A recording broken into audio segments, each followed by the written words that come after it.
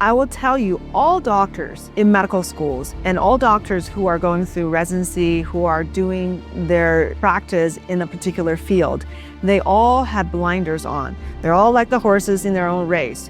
They do not see what's outside of their race. Their race was system of diagnosis and connecting with medications, because medical school is funded by Big Pharma, and all their residency training, same thing. When I was a resident, we were taken out to dinners a lot. Nutritional companies weren't taking us out to dinners, so Big Pharma are taking us out, right? We're having a great time. Of course, we'll talk about the drugs. Welcome to the Brain Regen Lab podcast, where ancient healing meets modern science to transform the future of brain health. I'm Dr. Greg Eckel, and after 25 years in the trenches of integrative medicine, I'm here to challenge the status quo. On this show, we dive deep into the most advanced strategies in brain regeneration, cognitive longevity, and bioenergetics with some of the brightest minds in neuroscience, medicine, and performance. Whether you're fighting cognitive decline, optimizing your mental edge, or just curious about what's possible for the human brain and being, this podcast is your lab for discovery, healing, and human potential. So let's push the boundaries of what's possible, revitalize your mind, transform your life. Let's begin. Hey, welcome back, everybody. Dr. Greg Eckel here today. Our topic is longevity and stem cells. Do they fit together? And our expert is Dr. Joy Kong, is a triple board certified physician, author, and pioneer in the field of regenerative medicine. As a founder and CEO of Chara Health and Chara Biologics, she specializes in cutting-edge stem cell therapies, anti-aging solutions, and brain health optimization. Dr. Joy is globally recognized for innovative work in harnessing the power of stem cells to address chronic conditions, improve neurologic function, and promote overall vitality. A passionate educator, she is dedicated to demystifying complex medical advancements and making them accessible to all. Welcome aboard, Dr. Joy Kong. Thank you so much, Dr. Greg. Really happy to be here as fellow pioneers in medicine. Indeed. It is really an exciting time to be alive with the applications of what we're seeing. And I've been looking forward to this conversation. Our listeners and viewers are brain health renegades. They're looking for ways to enhance, whether they have maybe some memory loss that they're exhibiting or some just aging, and I put big air quotation marks around that, to Parkinson's disease. We have a lot of clinicians and providers that also listen to the show. So I think this topic is really timely, and thanks for coming on. Yeah, definitely. I mean, there's a reason I went into psychiatry when I finished medical school, was because I was fascinated by the brain. And I always say, if my brain doesn't work well, I don't really want to be here, right? This is the whole point. Let's just forget the whole thing. I don't care about whether or not all my other body parts still working fine. This is game over for me. So I need to make sure the brain is working. Indeed. And I'm wondering, so in your family, did you see folks with dementia, or what was the scare component of that? Obviously, when your brain's not working, we get that, but. Well, not so much. I think I do have one uncle who had some paranoia, but he had PTSD from the Korean War. But my grandma, only in her late 80s, she has some, I think, Alzheimer's. But overall, people are doing pretty fine. But the scare is about losing your capabilities in this world, right? Your ability to interact, to be effective, and to enjoy.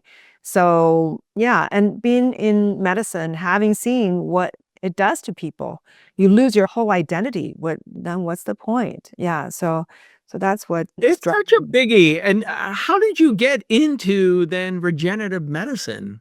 Well, it's really coming from my attempt to be as effective as possible as a doctor. So initially, to be as effective as possible being a psychiatrist, how can I make sure people are suffering less from mental illnesses.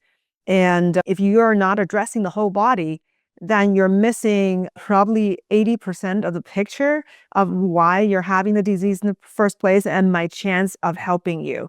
So I believe conventional psychiatry, as powerful as it can be in so many cases, which is why I actually went into it, it can kick people out of acute psychosis, acute mania, or even really severe depressive episodes. However, that is not addressing why these people were having those episodes in the first place. And so you can kick them out of there, but how do you make sure that they stay out of it, but also living a good life? Are they living a good life, or are they having this tremendous side effects from the medications?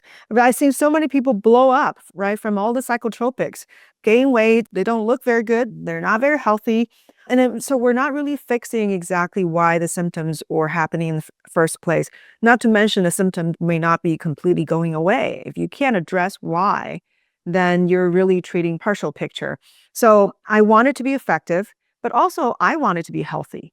I wanted to, live, a vibrant life. So my medical school training didn't teach me any of that. The whole purpose is not about making people live a better life and making sure that they're healthy. The whole purpose is to wait until they're sick so that you can make a diagnosis. The entire medical education is spent so much time on differential diagnosis is all because they're not interested in making sure people don't get sick in the first place. That doesn't make anybody money. That doesn't do, the whole system any good, right? The system is about getting people to use some drugs. So because medical education, I went to UCLA Medical School, very traditional education. And all these medical schools, traditional medical schools, were, funded by big pharma. So why would they not want you to use the medications that they're producing? Why would they be funding you? For what? For the good of humanity? I'm sorry. These are corporations. There's a bottom line. There's a reason why they're doing certain things. If it's not good for bottom line, they will stop doing it. So Yeah. they're not nonprofit organizations, okay? So, yeah, so I was not equipped in understanding how I can improve my health. The good thing was I did grow up in China, so I spent my first 20 years really steeped in the culture that is very heavy in its emphasis on prevention.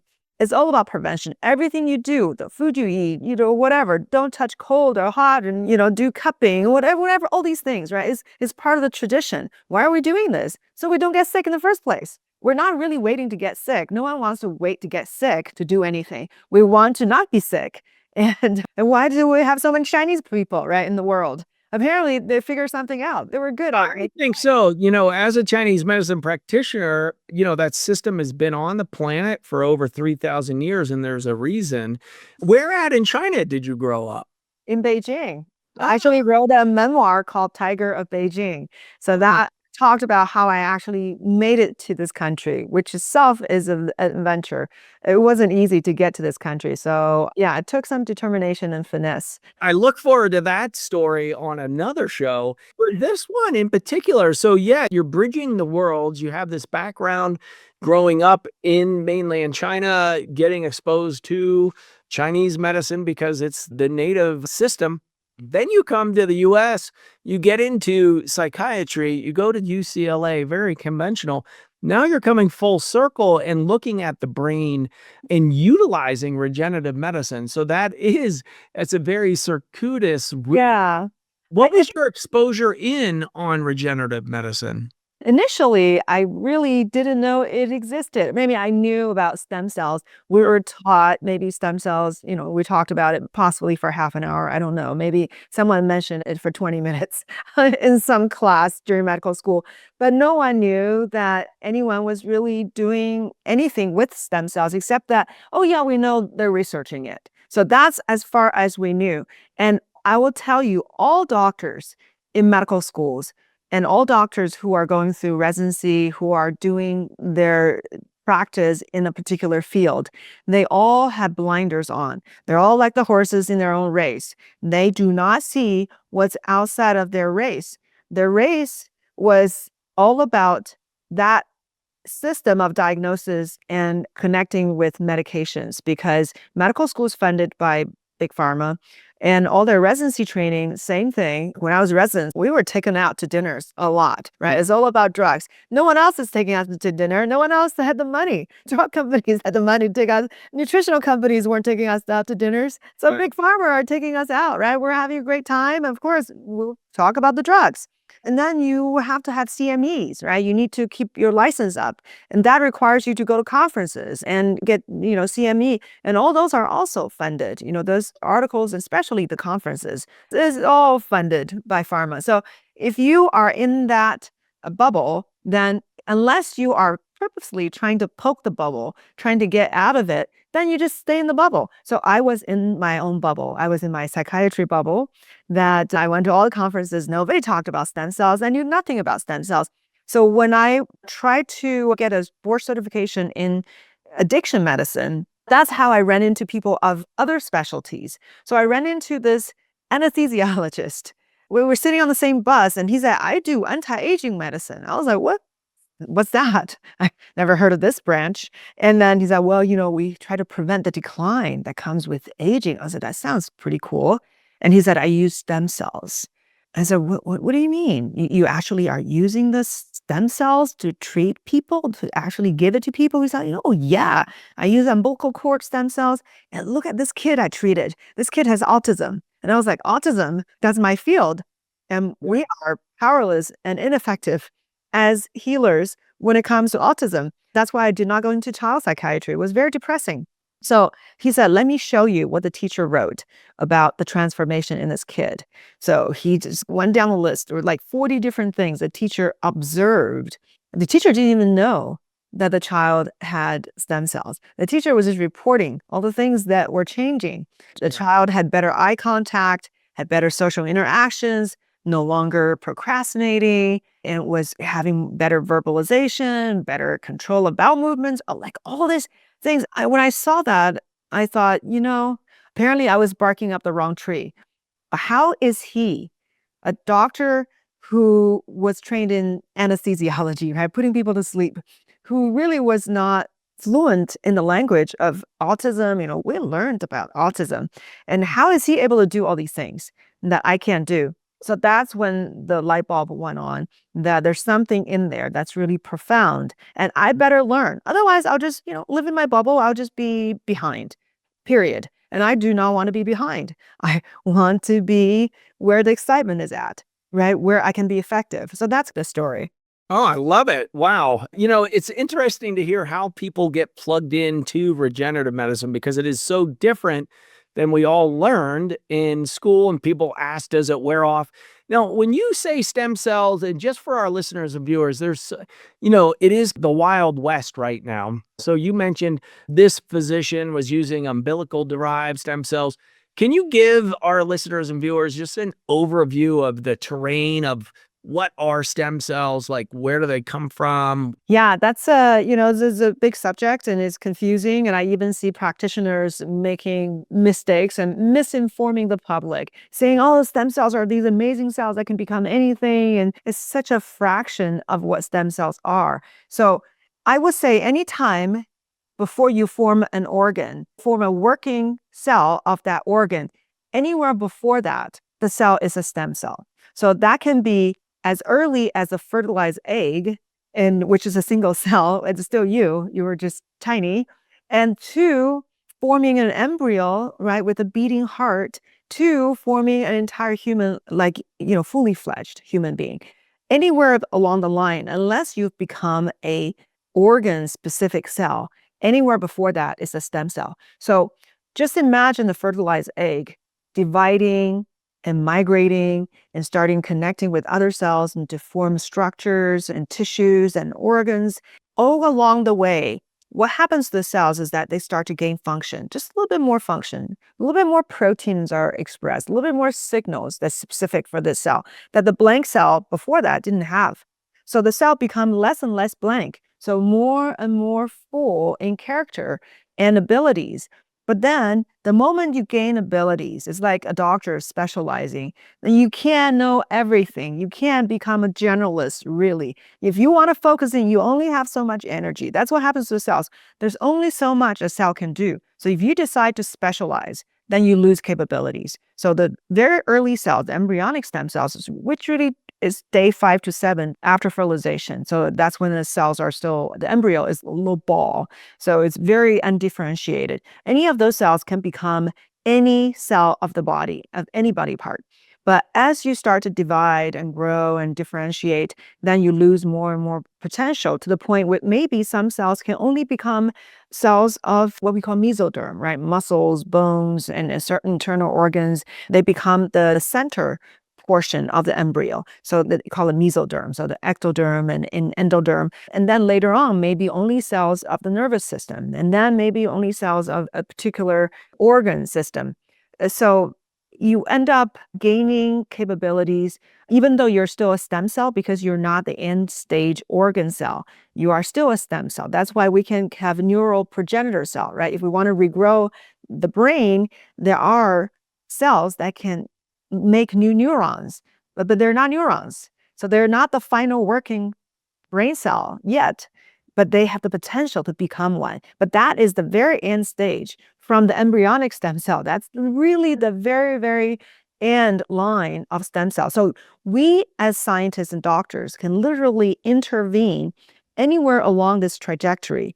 I call it 1,000 shades of gray, right? Everywhere along the line, you have stem cells, but they all different. But you can pick one from anywhere in this, hierarchy and use that to regenerate cells, possibly downstream from that point on.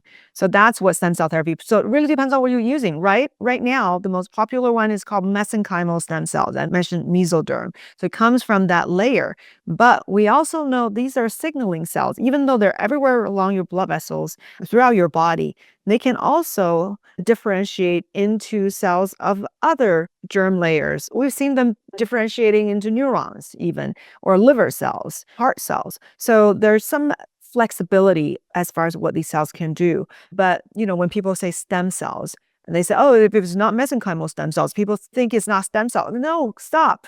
When you get umbilical cord derived cells, those what's called so-called mononuclear cells, these are immature, primitive immune cells. They are stem cells. You can't just say, oh, because they're different kinds of very primitive cell, then they're not stem cells. No, they're all stem cells. They have different capabilities. So yeah, so there's a lot of misconception. People are not seeing the full picture. There really is. And so when we talk about specific to neurodegeneration or neurological decline, what is the potential for stem cells to reverse, like Alzheimer's? Parkinson's is one of my near and dear focuses these days. What are you seeing? You've got specific therapeutics to target new neurogenesis. Okay, first of all, there are scientists who work on stem cells that can particularly regenerate into cells of the brain. I am not doing that specifically. That does, in the FDA's eyes, become a drug, because if you start to get certain type of cells or induce the cells to work in a particular direction, because you have to signal the cells or let the cells receive certain messages, then the FDA says that now you're manipulating. Maybe the FDA would change their mind. We don't know what's going to happen with the new administration yet. Maybe we'll open up, because frankly, we are falling behind as a nation. America is falling behind in stem cell research because of all these restrictions, making it difficult. These are made by nature, right? I'm not going to use the G word, but it's made by something that's superior in intelligence to us. We don't know how to make it. It's made by nature, just like natural molecules cannot be patented. That's why it has not been profitable to these giant corporations. So they don't care.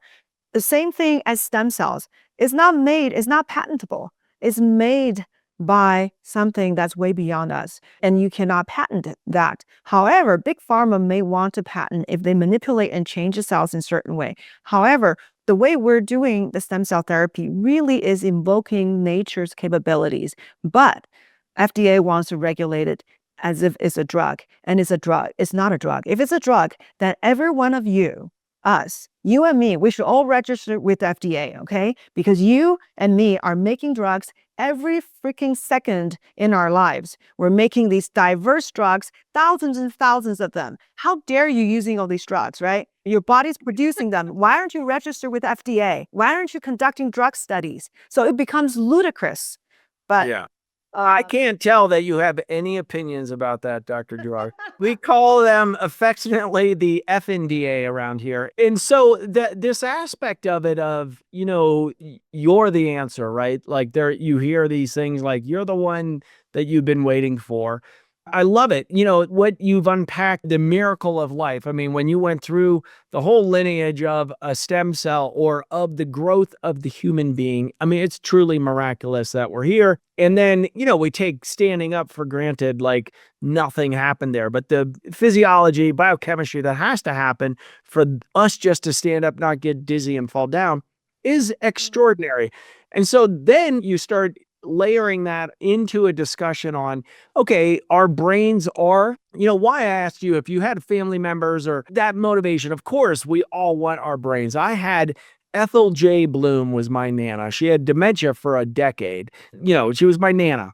And seeing her go through that process of dementia, when we look at the statistics of mild cognitive impairment and dementia, by 2030, they're saying over half of the aging population over 65 will have some type of mild cognitive dysfunction.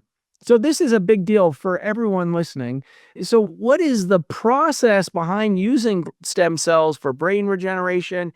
How does that differ from conventional treatments along those lines? So, as the state of stem cell therapy right now, I think we're fairly generalized. We're not targeting in a specific area. That doesn't mean that is not quite powerful because we've seen really good results and there's some really good research.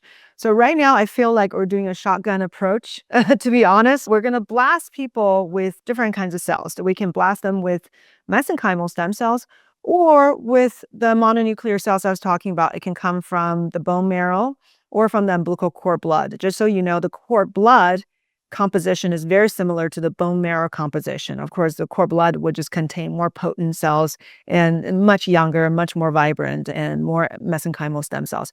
But the umbilical cord blood have these two populations, right? One is, if you were looking at blood, there's this very tiny fraction of mesenchymal stem cells. And then there are a lot of the immature immune cells, which can profound immune repair functions. So they can come and regenerate, in a sense, help your body regenerate. Doesn't matter what kind of condition you have. But the mesenchymal stem cells, which you can get from the cord blood, but also the cord tissue or fat, people do liposuction, you can get mesenchymal stem cells from fat. So you can use these cells, which have these signaling capabilities. What they do is that they can go into your blood vessels. Really, the way they work is to hover around your blood vessels anywhere in your body, right? As long as you have blood flowing. And the moment they sense something that's flowing through the blood, right? Your body talks to itself through the blood circulation system. If there's any hormonal distress or any cytokine, signals that's generated from one part of the body, that is going to be permeated and allow every other part of your body to hear the signal. And the cells that are hovering around the blood vessels will sense, oh my goodness, I better get in there and help what's going on over there, because that's their intelligence, that's their instinct, right? That's who they are. So they would traverse into the blood vessels and start to find where the signals are, like a salmon searching upstream. And once they find where the loudest scream is at, then they will squeeze themselves out of the blood vessels and start to get to work. They can secrete different molecules to send to the blood to tell your immune system to come on, bring some good cells over here and let's get some more repair underway. Or they can send signals to local cells that either they can rescue cells that were damaged but don't have to die, or they can even directly get rid of cells that don't belong, such as cancer cells. They have anti-cancer properties. And then they can send signals to coordinate this repair mechanism. And they can talk to the local stem cells. Remember, every tissue of your cell will have precursor cells, and they were stem cells, but they may only be able to form cells of that particular organ, of that one particular cell type. So these mesenchymal stem cells can wake them up, say, hey, it's your time to actually make new tissue. So that's kind of the function they have. And then when you ask about the brain, what do you do with these cells when it comes to the brain? The immune system can help you repair. We all know the immune function is crucial in brain regeneration, even in brain damage. The stroke, a lot of the problem of the stroke was not a result of ischemia, but the result of the cascade because of the cells were completely cut off from oxygen. The cascade is affecting all the neighboring cells, and that attracted all these immune cells, all the neutrophils, and then they start to cause more damage. And that's why when a person has a splenectomy at the same time of a stroke, in a short term, their lesion size, the infarct size is actually smaller. I mean, that's the fascinating part. So because your immune system can't do its, can't be cause damage. It can come in and wreak havoc. So that's the fascinating part. So the immune system is tightly intertwined with how your body's responding to damages and how to repair. So if you can bring your immune system on board, and then you can produce very specific signals to promote regeneration, all of a sudden you can see repair. When we look at how the cells work and why and whether it can help with brain issues, you have to look at, just the mechanism of the function of these cells. It's very obvious. Even if we just look at mesenchymal stem cells, one of the biggest, features that they exhibit is anti-inflammatory feature. So they can really calm your inflammation. If you are stuck in inflammation, you can't regenerate. And so neuroinflammation, it's one of the drivers even for addiction or depression, right? Your brain is inflamed, it's not going to be able to signal itself correctly, and it's not going to function optimally.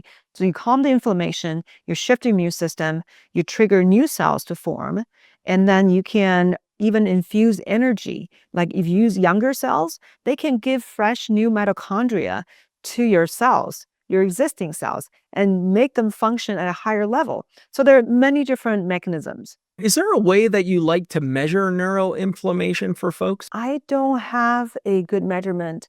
There is actually a marker in some gut microbiome testing. It's an eosinophil found in the stool that actually is a measurement of neuroinflammation. I've been looking at a marker called galactin 3. It's an actual marker of cell danger response that can be linked to some neuroinflammation. I'm looking more functionally with EEGs, or we use a device called NeuroCatch that measures for evoked action potentials, P300s, on reaction time, in particular around mild cognitive impairment, dementia, Alzheimer's, that continuum. But that's more functional. And I keep looking for a blood. I mean, we have the whole interleukin cascades, et cetera. But I'm sure they have. I'm probably just ignorant at the moment. But definitely we know stem cell therapy can enhance neurotransmitter production, enhance neurotropic, growth factors secretion, and actually restoring these levels to a younger state if a person's aging and older. That's from animal studies. Where do exosomes fit into this discussion? Exosome is a great new tool. It's a little bit of a hype when people say, "Oh, now we have exosomes, so we don't need cells," and they forgot where the exosomes came from. So exosomes is one of the major ways stem cells communicate with other cells and with the outside world. The cells have the beauty why I love stem cells is because they are alive. They have conscious, or you can call it consciousness, at least they have intelligence, right? They have this intelligence that, what is consciousness? But that's a whole other conversation. But they have intelligence.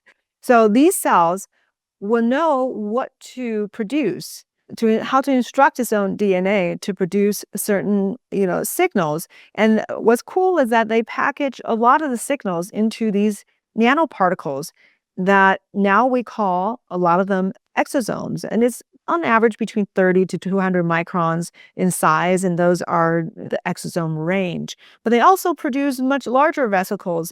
They also contain good stuff. And they can also send growth factors and good information into the extracellular space without enclosing them in these lipid bilayer particles. But exosomes are these lipid bilayer particles that have like a probably vast majority of what the cells are trying to signal.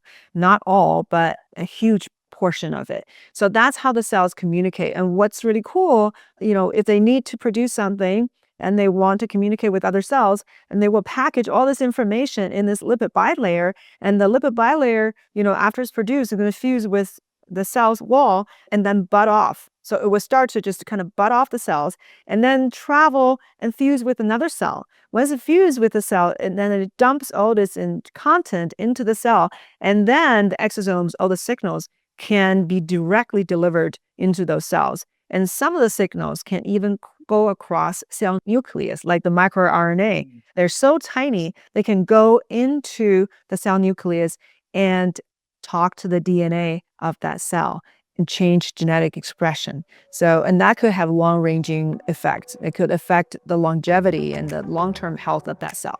Hey, it's Dr. Eckel here, just taking a quick moment to say thanks for tuning in to the Brain Regen Lab podcast. If you're enjoying this conversation and want to stay ahead of the latest in brain health, biohacking, and longevity, make sure to subscribe at brainregen.com/podcast. Not only will you never miss an episode, but you'll also get exclusive insights and tools to help you optimize your mind and body. I appreciate you being on this journey with me. Now, let's dive back in and keep unlocking the full potential of your brain and body. So very, very cool interaction, the way life works. But the key is the cells were the ones that made them.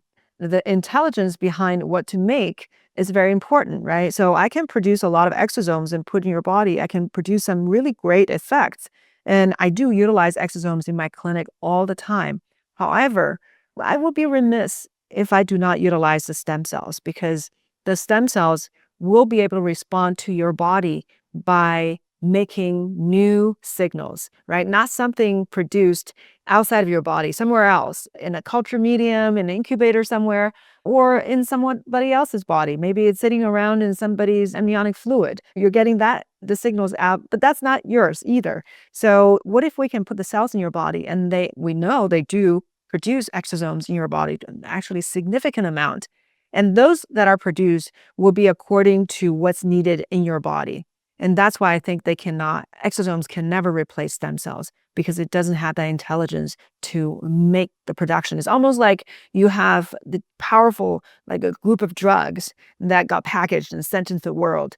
But instead of doing that, how about we just bring the pharmacy along? We just, we start making drugs, whatever we need. What do you need? And then we'll just make the one that you actually need at that point. So you could have much greater variety and more targeted in your response. Yeah, and I think you said it really well with, nature, the intelligence, I call it the innate intelligence of the human, giving the information in and allowing your body to then direct, because you've got these little cytokine cell signalings, like you mentioned, saying, hey, we need some support over here. So the cell, more of that mesenchymal stem cell, is able to come over and secrete what you need right there on the spot, rather than a clinician or a company saying, well, these are the most potent exosomes for XYZ. Everybody is so different. And so having that more full tissue product delivered, I think it is just far superior in our experience here at Energy for Life Centers too. Well, I see. So you guys also use stem cells. we do very small embryonic like stem cells as well. They're kind of the new kids on the block. Yeah, the V For cells. another time. We have used them in the clinic as well. Yeah, so the exosomes, we utilize them partially because they are so tiny, right? They can go across the blood-brain barrier very, very easily. Yeah. Super fascinating discussion here. I think, is there anything that you would like to mention here as we bring this show into the station today? Well, a lot of misconceptions in the field of stem cell therapy, and it never stop. It's always very interesting to hear all these myths that's circulating and just won't die. These myths just, lives on, even though it's not true. So one of the myths is that, oh, stem cell therapy is illegal in America. And I'm sure you've heard that over, and it's just so funny. It's like, Yeah, how does an untruth just perpetuate? Well, maybe some people will want you to think that is not legal in the US, but I've trained hundreds of doctors to do stem cell therapy, and they're all doing quite well. And we are all following the FDA guidelines because what we're doing is tissue transplantation. We're getting, first of all, is an experimental therapy, right? Unless there's an FDA indication. FDA's indication is only in hemo reconstitution, basically replacing your whole blood system using these stem cells, or you can fight against acute graft versus host disease. Those are only FDA indications that we have. Everything else is off label, but 80% of medicine is also practiced off label. But that aside, we're not using these cells as they are drugs. We're using them as a natural element to enhance your body's ability to repair. So that's the bottom line.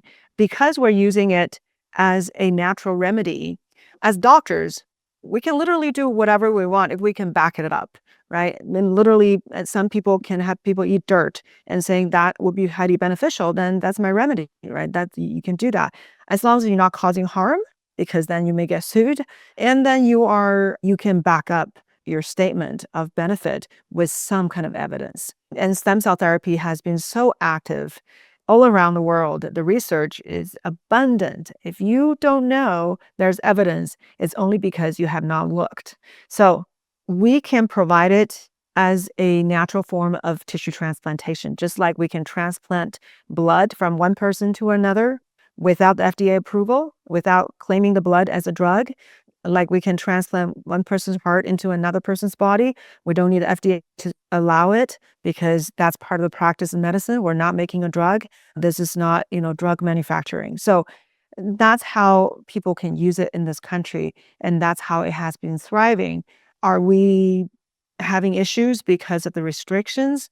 Yes, but some of the restrictions may not necessarily be a bad thing in the end. And so even though hard restriction did stifle research and advancement, but also it forced doctors to use cells that are not manipulated, that have not been changed because you're throwing enzymes and chemicals at it, and because you're growing culture to vast numbers, but because you're limited to using this pure original form of cells.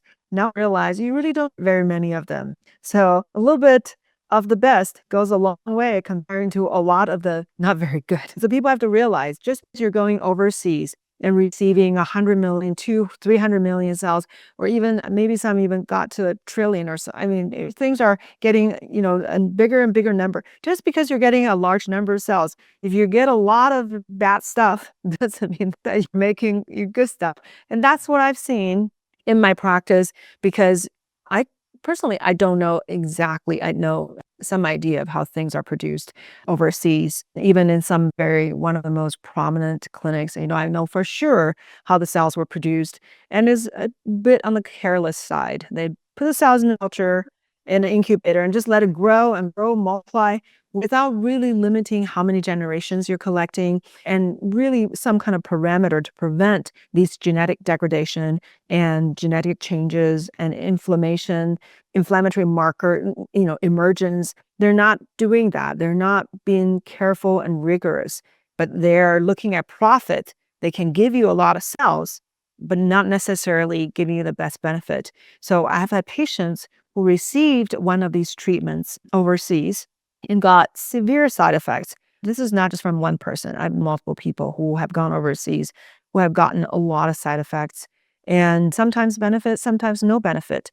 And then they come to our clinic and I give them a fraction of the cells of what they were given before, but with significantly better outcome. First of all, almost no side effects.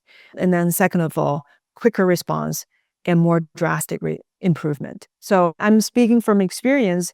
And also, of course, all these doctors that work also are accumulating these clinical evidence that you don't need a vast number of cells. The vast number came about because of early research that they thought you have to have certain numbers. Research protocols were set at 1 million cells per kilo of body weight. That's what they've been using for everything from little mice to humans.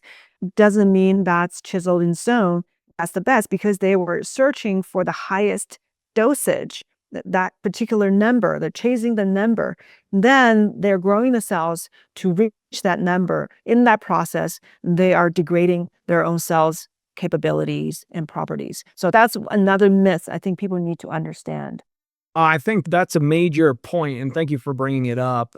Source matters, and having a higher potency, higher energetic cell line that you're starting with, where you don't know what you don't know, and that actually could harm you. So I think that's a really beautiful point. Yeah. We're going to put your contact information around the show notes so you can reach out if you've got questions on the therapeutics. We've got Dr. Joy Kong. Thank you so much for coming on the Yeah. show today. And Well, people are interested. Thank you so much, Dr. Greg. People are interested on my YouTube channel. It is Joy Kong MD. I have so many videos. I have a lot of lectures that I've given in international Awesome. conferences, and just a lot of information. People can really take a deep dive if they're interested, because there's so much to talk about. We're barely scratching the surface, today, but Barely, I know. I want to have you back on and talk about your journey to where you are today. It sounds so fascinating. Thank you, Dr. Joy. Thank you all for tuning in. We look forward to seeing you next time. If you're finding this conversation insightful, make sure to hit that subscribe button. It's a simple way to stay connected and get more strategies for optimizing brain function and longevity. Plus, it helps us bring you even more cutting-edge content. Thank you for being here. Now, let's get back to exploring the future of brain health. Thanks for joining us this week on the Brain Regen Lab podcast. If you enjoyed the show, make sure to visit brainregen.com, where you can subscribe on Apple Podcasts, Spotify, or your favorite platform so you never miss an episode. And if you found value in today's conversation, we'd love for you to leave a review. It helps others discover the show. You can also share this episode with a friend or loved one who's passionate about brain health. Want to dive deeper? Check out our latest resources at brainregen.com/podcast. Be sure to tune in next week as we continue unlocking the secrets to a sharper mind and a longer, healthier life. Stay sharp, stay curious, and keep thriving.